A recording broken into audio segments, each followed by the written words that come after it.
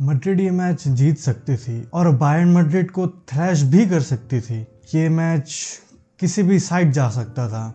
Bayern ने काफ़ी chances miss किए, वरना ये मैच 4-1 5-1 तक हो सकता था।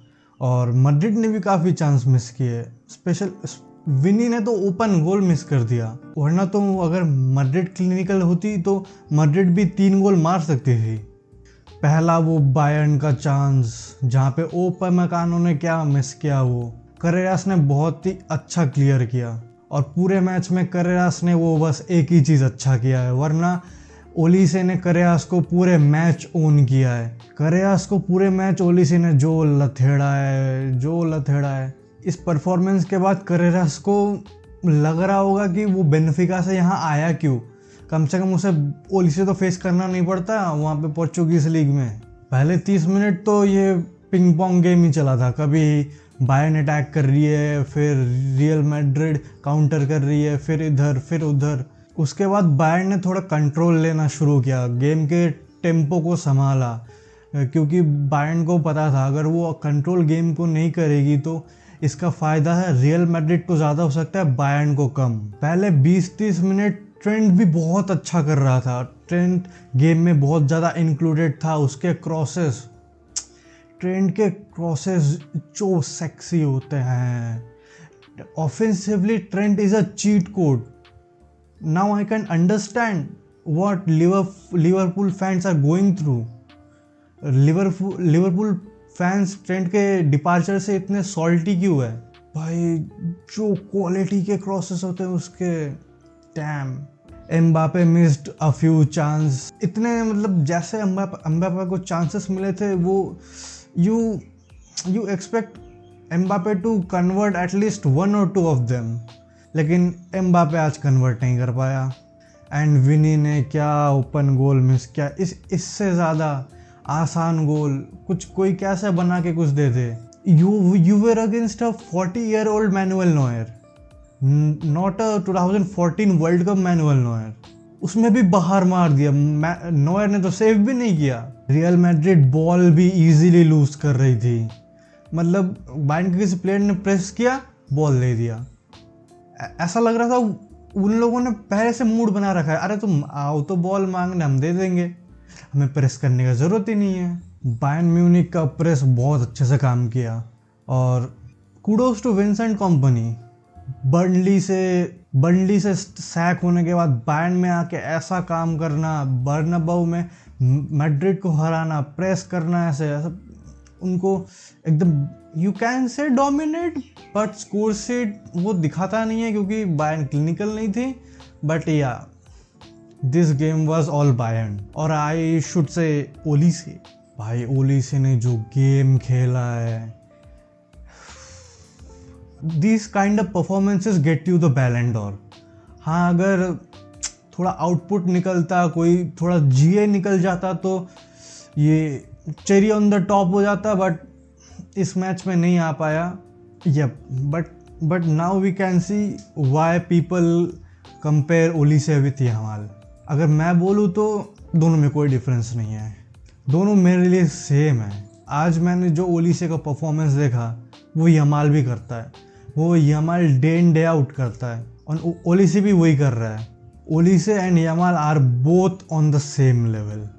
यू कांट से ये बेटर है वो बेटर है। हाँ, स्टैटिस्टिकली हो सकता है यामाल थोड़ा सा एज कर रहा हो, थोड़ा सा बेटर हो, बट मेरे लिए मैं दोनों को सेम ही रैंक करूँगा। और मैड्रिड का फर्स्ट गोल भी तभी आया जब ट्रेंट को गेम में ज़्यादा इंक्लूड किया। वही ट्रेंट का एक लो ड्रिवन क्रॉस, वहाँ से एम्बापे का एक tap in. Trent is just a cheat code भाई। यू नीड गोल्स के लिए वैसे quality passes, you call Trent.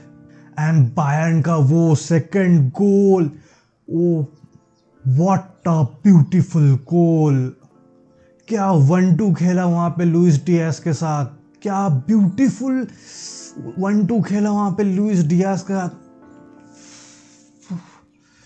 And what a smooth finish by Diaz. Liverpool बस साला के गंदे फॉर्म या वैन डाइक के गंदे फॉर्म, इनकी वजह से सफ़र नहीं कर रही है। They sold Luis Diaz too early. Salah का गंदा फॉर्म आ गया, लुइस डियास भी नहीं है, न्यू प्लेयर्स सेटल्ड नहीं है। उन लिवरपूल ने ये चीज़ खुद के लिए तैयार किया था, ट्रेंड भी चला गया। एक साथ इतने डिपार्चर्स और इस सिस्टम में स्लॉट ने नए प्लेयर्स को उतने से अच्छे से इंक्लूड भी नहीं कर पाया है। तो लिवरपूल के साथ जो भी हो रहा है वो उनकी गलती है, उनके मैनेजमेंट की गलती, उनके गलत डिसीजंस की वजह से ये हो रहा है। मैनुअल नोयर इस एज में भी आके इतने क्रूशल सेव्स कर रहा है। मैनुअल नोयर ने ये गेम 2-2 या 2-3 होने से बचाया है। इस एज में आके वो कैसे ऐसे रिफ्लेक्सेस कैसे, मैं इस उम्र पे मेरे से बोला नहीं जा रहा है, मेरा टंग स्लिप हो जा रहा है। और मैनुअल नोयर 40 साल के उम्र में ऐसे रिफ्लेक्सेस डाल के ऐसे वैसे सेव कर रहा है। व्हाट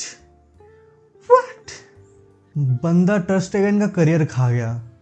अब पता नहीं कौन से 20-25 साल के गोलकीपर का करियर खाना चाहता है 40 का होके। नेक्स्ट जनरेशन को थोड़ा कुछ करने के लिए दे दे, कितना करेगा अब। बट यार much respect to Neuer. Madrid से सेकेंड हाफ में यू वर एक्सपेक्टिंग थोड़ा अर्जेंसी दिखाएंगे, थोड़ा और इंटेंट दिखाएंगे। सेकेंड हाफ में आके 20 सेकंड के अंदर गोल खा लिया। गोल खाने का इंटेंट तो था, लेकिन what a finish bye Harry Kane. Harry Kane को अगर एक बैलन डोर नहीं मिला तो ये वही चीज़ होगा जो लेवा के साथ हुआ था 2020 में। ही डिजर्व्ड अ बैलन door but he never got one. And I think कोई कैसा भी परफॉर्म करे, कोई यमाल कैसा भी परफॉर्म करे, ओली से कैसा भी परफॉर्म करे, रिगार्डलेस जैसा अभी तक हैरी केन ने पूरे सीजन परफॉर्म किया है, उसको ही बैलन डोर मिलना चाहिए। एक बैलन डोर तो वो डिजर्व करता है।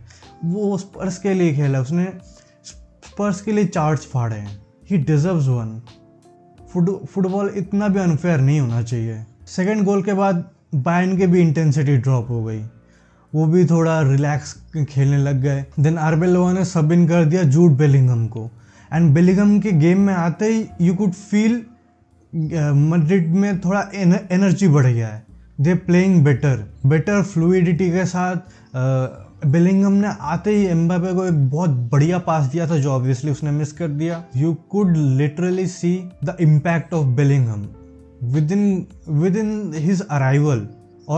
और बेलिंगम फुल्ली फिट भी नहीं था। ये मैच थियागो पितार्च का नहीं था, ये मैच बेलिंगम को ही खिलाना चाहिए था, लेकिन ऑफ कोर्स वो फुल्ली फिट भी नहीं था। पूरे टाइम पहले से खिलाते तो हो सकता है बेलिंगम और एक इंजरी ले लेता, तो आर्बेलोवा के भी हाथ बंधे हुए थे। You can't complain much. Bayern Munich के लिए उनके फुल बैक्स ने जो परफॉर्म किया है, ओए होए होए होए होए होए, व्हाट अ परफॉर्मेंस। स्पेशली लाइमर, जब तक वो सब इन नहीं हुआ वो लुइस डियास के पीछे ही था। उसको लुइस डियास को कितना सपोर्ट मिला है, और जब डिफेंस करने की बारी आ रही थी तब लुइस डियास ने कितना सपोर्ट किया है।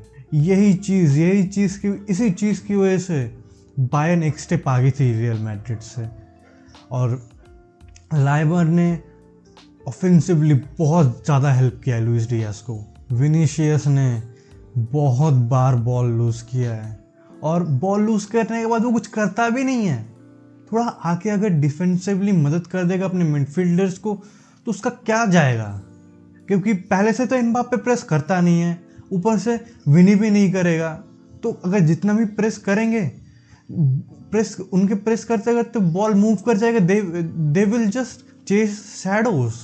और विनी के बॉल लूज करने की वजह से, प्रेस ना करने की वजह से मैड्रिड ने सफ़र किया है, जो एक्चुअली एक्सपेक्टेड भी था, क्योंकि विनी तो नहीं करता। आई वोंट से विनी का बहुत बुरा गेम था, विनी का अच्छा ही गेम था, लेकिन दिक्कत ये हो गई उसने जितना भी मेहनत किया उसका कोई आउटपुट नहीं निकला। उसने ड्रिबल पास किया, वो फाइनल थर्ड में गया, वो उसने पेनल्टी बॉक्स क्रैश किया, बट कोई असिस्ट नहीं दे पाया या कोई गोल नहीं मार पाया। उसकी वजह से it was a wasteful effort.